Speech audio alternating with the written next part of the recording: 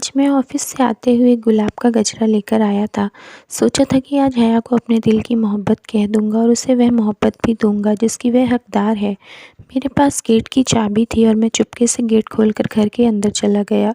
मेरे कानों में नूर और हया के हंसने की आवाज़ आ रही थी। मैं जान गया था कि मेरी नूर और हया एक साथ बैठी गपशप कर रही होंगी। ऐसा ही होता है था, जब वे दोनों साथ होती तो घर में रौनक सी लग जाती थी। मेरे घर की खुशी उन दोनों से ही तो थी।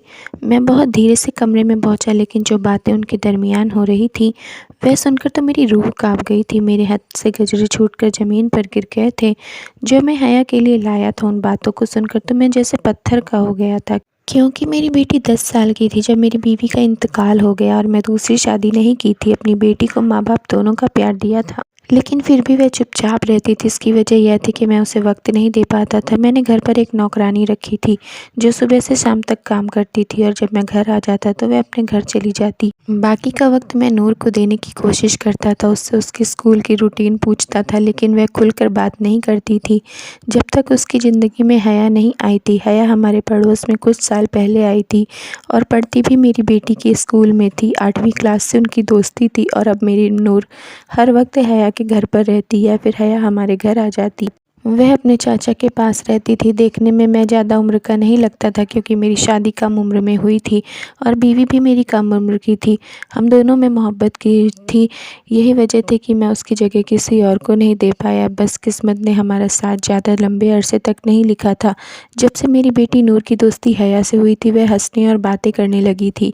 घर में एक रौनक सी लगी रहती थी। हया मुझे अंकल कहकर पुकारती थी। मेरे नज़दीक भी वह ऐसी ही थी जैसे कि मेरी बेटी नूर थी। मैं उसे बेटी कहकर पुकारता था। वक्त यूं ही गुजरता रहा और उन्होंने अच्छे नंबर से इंटर पास किया। इसलिए मैंने उससे कहा कि नूर, इस बार मैं तुम्हें वह तोहफ़ा दूंगा जो तुम्हें पसंद हो। अब मुझे बताओ तुम्हें क्या चाहिए। लेकिन जो चीज़ नूर ने मुझसे मांगी वह सुनकर मेरे होश उड़ गए। नूर ने मुझे यह कहा कि मैं हया से शादी कर लूँ। यह सुनकर तो मेरा दिमाग चकरा गया और मैंने पहली बार नूर को गुस्से से देखा था। मैंने कहा, नूर तुम होश में तो हो, शर्म आनी चाहिए तुम्हें ऐसी बात करते हुए। वह तुम्हारी दोस्त है, मेरे लिए बेटी जैसी है, और तुम शादी की बात कर रही हो। वह कहने लगी, मेरी दोस्त बहुत अच्छी है, उससे मेरी बहुत दोस्ती है बाबा, मैं उसके बगैर नहीं रह सकती। मैं उसकी बात सुनकर गुस्से में आ गया। मैंने कहा, वह कोई चीज़ नहीं है जो मैं तुम्हें दे दूँ, एक जीती जागती इंसान है। मैं किसी कीमत पर यह कदम नहीं उठाऊंगा। मैं तो कभी उसमें और तुम में फ़र्क तक नहीं समझा। खबरदार जो तुमने दोबारा मुझे इस बारे में बात की। मैं आज तक नूर को कभी डांटा नहीं था, लेकिन आज तो उसकी यह बात सुनकर मेरा लहज़ा सख्त हो गया। वह कैसे यह सब सोच सकती थी। मेरे सख्त लहज़े को सुनकर नूर मेरे पास से उठकर रोती हुई चली गई। लेकिन नूर ने तो हद ही कर दिया, खाना पीना तक छोड़ दिया और अपने कमरे में लेटी रहती थी। मैं वजह पूछता तो कहती कि मैं हया से शादी पर राज़ी हो जाऊं।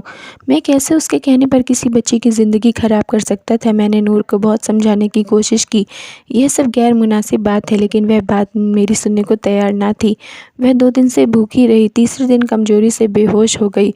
मैं उसके सामने खुद को बेबस महसूस कर रहा था। मैं उसकी बात मान भी लेता तो उसके चाचा यह सुनते ही उसे हमारे घर भेजना ही छोड़ देते। बेहोशी में भी नूर हया का ही नाम पुकार रही थी। अब मैं बेबस हो गया था। नूर की हालत देखकर मैं हया को कॉल की। सुनते ही हया फ़ौरन से हॉस्पिटल में पहुंच गई और सीधी नूर के पास आकर खड़ी हो गई। कहने लगी, नूर तुम्हें क्या हो गया है, मैं कितनी परेशान थी। हया की आवाज़ सुनकर नूर ने अपनी आंखें खोली और रोने लगी। कहने लगी, मेरे बाबा मुझसे प्यार नहीं करते, मेरी इतनी बात नहीं मान सकते। मैं बाबा से कहा था कि तुमसे शादी कर लें, लेकिन उन्होंने साफ इनकार कर दिया। मुझे नहीं मालूम था कि नूर हया के सामने यह बात कह देगी। मैं तो शर्मिंदगी से नज़र झुका के बैठ गया कि क्या सोच रही होगी वह नूर के बारे में, किस किस्म की लड़की है यह। मैं तो कमरे से फ़ौरन बाहर निकल गया और बाहर जाकर खड़ा हो गया। मैं कैसे हया से नज़रें मिला सकता था। मेरी बेटी ने तो मुझे हया के सामने शर्मिंदा करके रख दिया था। मैंने जेब से सिगरेट निकाला और पीने लगा। मैं सिगरेट का आदी न था, लेकिन जो परेशानी मुझे नूर ने दी थी, मैं फ़िक्रमंदी से सिगरेट पीने लगा था। कुछ देर बाद हया बाहर आ गई। कुछ ना करके भी मैं खुद को मुजरिम समझ रहा था। वह मेरे पास आकर कहने लगी, मुझसे शादी कर लो आयान। यह सुनकर तो मेरे होश गुम हो गए। मुझे लगा शायद नूर ने उसे इमोशनल ब्लैकमेल किया है, जैसे वह काफ़ी दिन से मुझे कर रही थी। मैंने कहा, तुम नूर की बातों को संजीदा मत लो बेवकूफ़ है। मैं कभी भी तुम्हें उस नज़र से नहीं देखा। तुम मेरी बेटी की तरह हो, लेकिन प्लीज़ उसकी बात का बुरा मत मानना। वह तुमसे मोहब्बत करती है और मोहब्बत में फ़िज़ूल सी बात लेकर बैठ गई है, इसलिए तुमसे यह सब कह गई। लेकिन वह कहने लगी, यह सिर्फ नूर की ख्वाहिश नहीं। हया की इस बात से मैं उसे हैरत और ताज्जुब से देख रहा था। मुझे लगा मेरे पास अल्फाज ही ख़त्म हो गए। मैं ये क्या सुन रहा था? मुझे उस पर अफसोस भी हो रहा था और गुस्सा भी आ रहा था। वह लड़की मेरे बारे में यह सब कैसे सोच सकती है?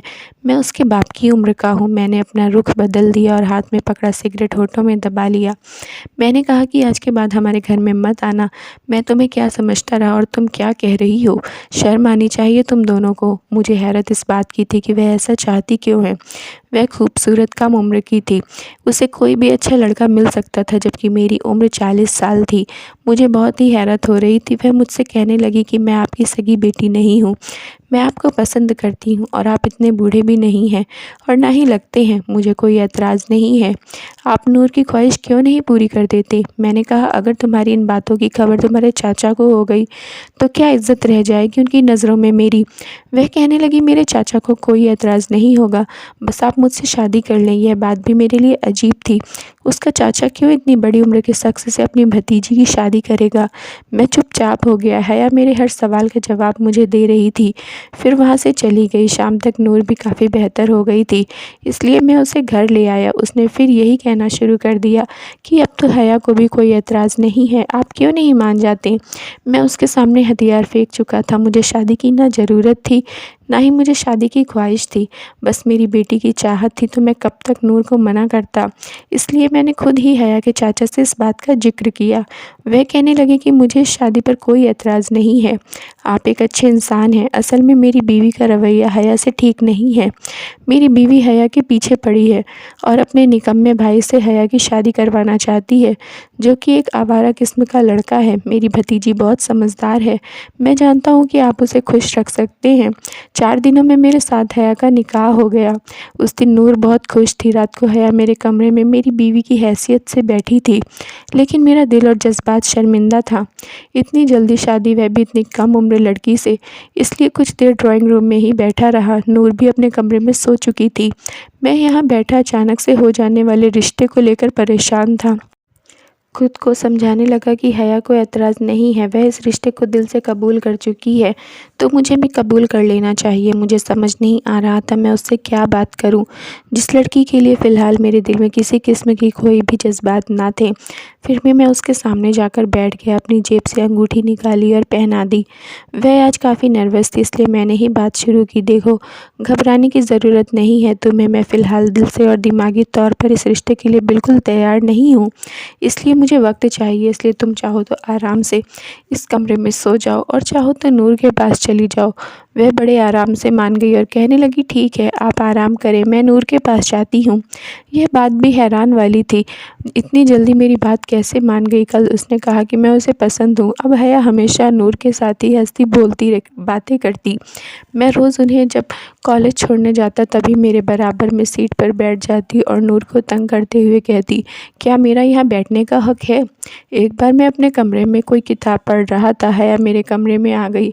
मैं अपने कमरे का दरवाज़ा लॉक नहीं रखता था। मैंने आने की वजह पूछी तो मुझे कहने लगी कि नूर सो चुकी है, लेकिन मुझे नींद नहीं आ रही। मैं आपके पास बैठकर बातें कर लूँ? सुबह संडे है, छुट्टी है कॉलेज की।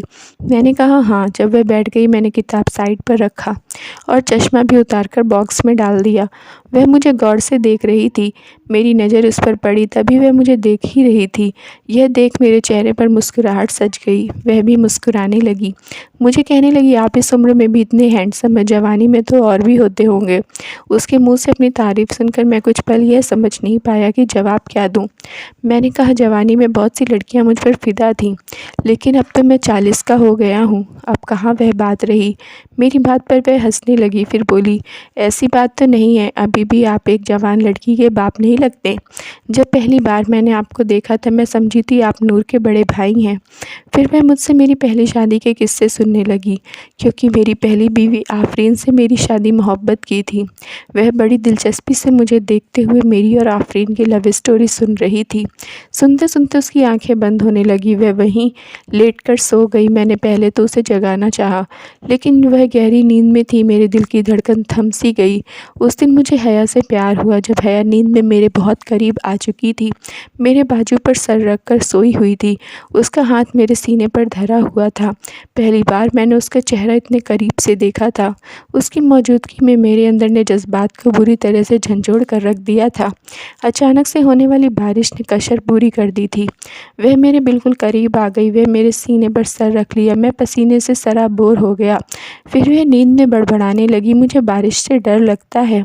मेरा दिल आफरीन के बाद किसी के लिए पहली बार धड़का था। इससे पहले कि मैं बेखुदी में कुछ आगे बढ़ता, मेरे कमरे पर दस्तक हुई। मैं चौंक गया। फिर ख्याल आया कि बारिश से तो नूर भी घबराती है। हया गहरी नींद में थी। मैंने धीरे से उसे खुद से जुदा किया और उठकर कमरे का दरवाज़ा खोल दिया। नूर उड़ी हुई रंगत के साथ घबराई हुई खड़ी थी। मेरे दरवाज़ा खोलते ही कहने लगी, बाबा मुझे डर लग रहा था, बादल इतनी ज़ोर से गरज रहे हैं। फिर हया भी मेरे पास नहीं थी। मैंने नूर का माथा चूमा, उसे तसल्ली दी। फिर कहा कि बेटी अब तो बड़ी हो गई है, बारिश और बादल की गरज से कौन डरता है। जाओ सो जाओ हया के साथ, मैं तुम्हारे कमरे में चला जाता हूँ। नूर हया के बराबर में सो गई। मैं नूर के कमरे में आकर लेट गया, लेकिन मेरी नींद उड़ चुकी थी। मेरी नज़रें खुद ब खुद हया के लिए बदलने लगी थी। एक दिन जब हया तैयार होकर मेरे सामने आई तो मैं पलक झपकाना ही भूल गया था। वह बेहद खूबसूरत लग रही थी। फिर जब उसने पूछा कि अयान मैं कैसी लग रही हूँ, सच सच बताएं तो मेरा दिल मुझे दुहाइयाँ देने लगा। तुम इसकी तारीफ़ उन लफ्ज़ों से करो जैसे आफरीन की करते थे। मेरे दिल का शोर शराबा मेरा चैन चुराने लगा था। मैं दोनों के लिए कपड़े खरीद कर लाता तो वह नूर की तरह मेरे गले लग जाती, मेरे कान के करीब आकर कहती, I love you Ayan and thank you so much. Noor मेरी बेटी थी, उसके लिए मेरे जज्बात अलग थे। उसका मुझे इजहार मोहब्बत करना भी अच्छा लगता था, जैसा एक बाप को लगना चाहिए। लेकिन जब वही बात हया मुझसे कहती तो मेरा दिल अंदर से धमाल मचाने लगता था। हया मेरी रातों की नींद उड़ाने लगी थी। अब मेरा जी चाहता था कि उसे अपने कमरे में रखा करूँ, उसकी तारीफ़ किया करूँ, उसके करीब रहूँ। आज मैं ऑफिस से आते हुए गुलाब के गजरे लेकर आया था। सोच लिया था कि आज हया से दिल की बात कह दूँगा और उसे वह मोहब्बत भी दूँगा जिसकी वह हकदार है। मेरे पास गेट की चाबी थी। मैं जब घर में दाखिल हुआ, मेरे कानों में नूर और हया के हंसने की आवाज़ गूंजने लगी। मेरे घर में उन दोनों से ही तो रौनक थी।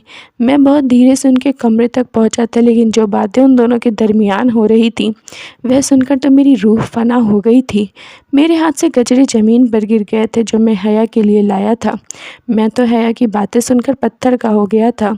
यह क्या खेल खेला था उन दोनों ने मिलकर मेरे साथ। दबे कदमों से मैं अपने कमरे में वापस लौट कर आया था।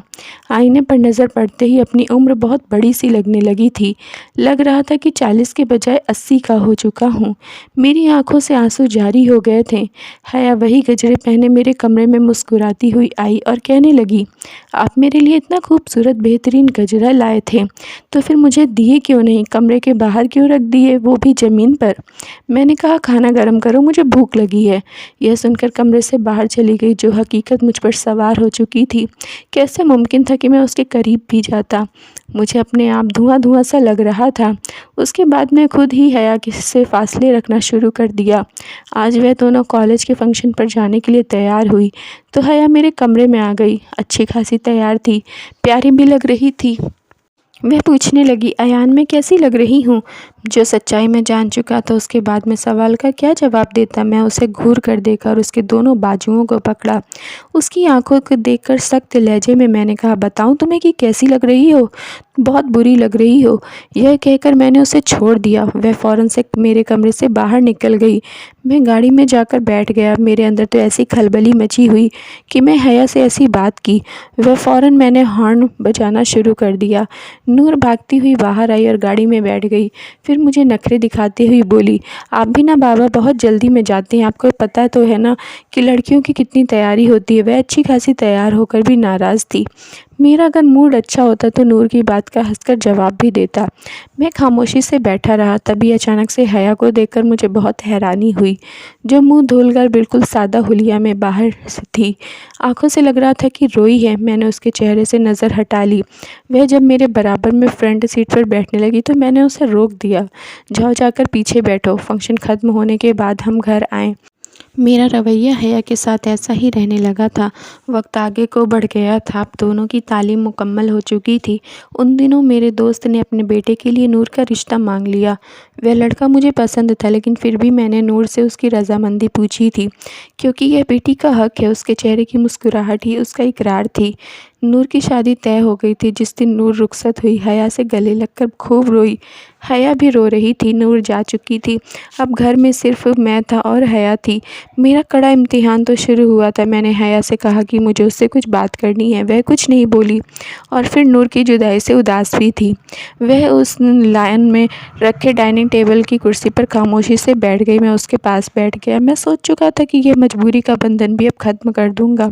मैंने इन सब की यही बातें सुना था, तभी से मुझे लगने लगा था कि यह रिश्ता मेरे लिए एक इम्तिहान सा बन गया था, क्योंकि मैं उसे चाहने लगा था। उस दिन नूर और हया की यही बातें कर रहे थे कि वह भी ना भेजते तो भी मैं तुम्हें लेने आ जाती। हमारा तो यही प्लान था कि तुम बाबा से सिर्फ रिश्ता ही जोड़ो और पढ़ाई ख़त्म होते ही अपने हम उम्र लड़के से शादी कर लोगी। लेकिन सोचने की बात यह है कि तुम शादी करोगी किससे? क्या कोई है तुम्हारी नज़र में? तुम बाबा की फ़िक्र मत करो, मैं उन्हें कह दूँगी कि वह तुम्हें छोड़ दें। वह मेरी बात नहीं टालेंगे। नूर ने दोस्ती की खातिर मुझे बिल्कुल कहीं का नहीं छोड़ा था। उसने तो मुझे एक सामान की तरह इस्तेमाल किया था, लेकिन हया की बातों ने मुझे कहीं का नहीं छोड़ा था। कहने लगी, हाँ, है एक बहुत ही हैंडसम नौजवान, बहुत प्यार करती हूँ उससे। यह सुनकर मेरा दिल धुआं धुआं सा हो गया था। लेकिन नूर ने ज़रूर उससे बेताबी से पूछा था, अच्छा, तुमने पहले कभी नहीं बताया, बताओ कौन है वह? नूर ने बेचैनी से पूछा, लेकिन वह टाल गई। अभी नहीं, वक्त आने पर बताऊंगी। मैं वहीं से पलट आया था। उसी वक्त सोच लिया था कि हया को नूर की शादी के बाद आज़ाद छोड़ दूंगा। इसलिए मैं चाहता हूँ कि तुम जिस लड़के को पसंद करती हो उससे कहो कि मुझे आकर मिले। मैं तुम्हारी उससे शादी करवाना चाहता हूँ। मेरी बात सुनकर वह चौंक गई। आप यह क्या कह रहे हैं? मैंने कहा, तुम्हें किसी ड्रामेबाजी की ज़रूरत नहीं है। मैं तुम्हारी और नूर की बातें सुन चुका था। जाहिर है तुम्हारी भी अपनी एक ज़िंदगी है। मुझ बूढ़े की ज़िंदगी का वैसे भी कोई भरोसा नहीं है, लेकिन मुझ बस तुमसे एक गिला है। तुम अगर मुझसे सच भी कह देती कि तुमने मुझसे शादी किस मकसद के लिए किया, तो भी मैं इनकार नहीं करता। तुम्हें तो जो चाहिए था हया, वह मैं सच सुनकर भी दे देता, लेकिन जो तुमने मेरे साथ किया बिल्कुल भी ठीक नहीं किया। जब मैं उससे बात कर रहा था तो मुझे बहुत ही बेचैनी हो रही थी। मैं तुम्हें तलाक दे दूंगा जब भी तुम चाहो। अब तुम जल्द से जल्द उस लड़के को बुलाओ जो तुम्हें पसंद है, ताकि मैं तुम्हारा रिश्ता भी तय कर दूं। अब तुम्हारे साथ एक घर में एक ही छत के नीचे मैं नहीं रहना चाहता। यह कहकर मैं अपने कमरे में चला गया। यह फैसला लेना मेरे लिए बहुत मुश्किल था। अगर हया और नूर मुझसे सच कहती, लेकिन जो ड्रामा उन्होंने रचाया था, मेरे जज्बात बुरी तरह से मजबूर हुए थे। बड़ी ज़ोर से दरवाज़ा खटखटाने पर मैं चौंक गया। अयान, दरवाज़ा खोलो। हया थी, लेकिन इस वक्त क्यों आई थी? मैंने कहा, तुम अपने कमरे में चली जाओ। मैं इस वक्त तुमसे बात नहीं करना चाहता। लेकिन वह भी आज शायद रो रही थी। कहने लगी, अगर आपने दरवाज़ा नहीं खोला तो मेरा मरा मुंह देखेंगे। हया की बात सुनकर मेरी जान लबों पर आई थी। मैंने दरवाज़ा खोला। वह अभी इस लिबास में थी जो नूर की शादी पर पहनी थी। वह मेरे बिल्कुल करीब आ गई। कुछ पूछा है आपसे? मैं आपको कैसी लग रही हूँ? अयान, यह कहकर वह मेरे सीने से लगकर रोने लगी। मेरे लिए खूबसूरत नौजवान लड़का हो, यह नूर की सोच थी। मैं कई बार उससे कह चुकी थी कि तुम्हारे बाबा मेरे आइडियल पर्सनालिटी हैं। मुझे उनकी शख्सियत बहुत अट्रैक्ट करती है। लेकिन नूर उम्र का फ़र्क मेरे सामने रखती थी। उसे लगता था मैंने चाचा के बेटे से बचने के लिए मजबूरन आपसे शादी की है। इसलिए मैं नूर को वही जवाब दे रही थी जो वह सुनना चाहती थी, क्योंकि मैं उसे यकीन दिलाकर थक गई थी कि मैं आपको दिल से कबूल किया है। मेरी ख्वाहिश थी कि आप मुझे देखें, मेरी तारीफ़ करें, मुझसे बातें करें, लेकिन आप मुझे लापरवाह से रहते थे। इसलिए मैंने खुद से आपकी तरफ कदम बढ़ाया था। आपसे रात के वक्त बातें करने लगी। आपके बराबर में सो गई। मुझे आपकी केयर चाहिए थी। अयान, मुझे मेरे रिश्ते का हक चाहिए। लेकिन मैं खुद से यह बात नहीं कहना चाहती थी। हर लड़की की ख्वाहिश होती है कि ऐसा कदम पहली बार उसका शौहर उठाए। इसीलिए बारिश के बहाने बहाने से आपके करीब आ गई थी। मेरी ख्वाहिश थी कि आपकी पसंद पहनूं। आपकी मुझ पर एहसान से भरी नज़रें उठें। मैं बहाने-बहाने से आपके करीब आने की कोशिश करती थी कि शायद आपको मेरी ख्वाहिश का एहसास हो, लेकिन आप तो शायद पत्थर की हैं अयान। मेरे सीने से लगी वह मुझसे शिकवे कर रही थी। मैंने उसे अपने आगोश में ले लिया। मेरी यह गलतफ़हमी थी जो हमारे दरमियान पैदा हो गई। यह गलती तो मेरी थी। मैंने उसका चेहरा अपने हाथों में लिया, उसे उसका हक दे दिया। बहुत हसीन लग रही हो, मैंने तारीफ़ की। वह बहुत खूबसूरत थी। ज़ाहिर था और दिल को भी मैं समझा नहीं पाया था। Thank you friends. अगर आप लोगों को स्टोरी पसंद आई हो तो प्लीज़ लाइक कर दीजिए और चैनल को सब्सक्राइब कर लीजिए।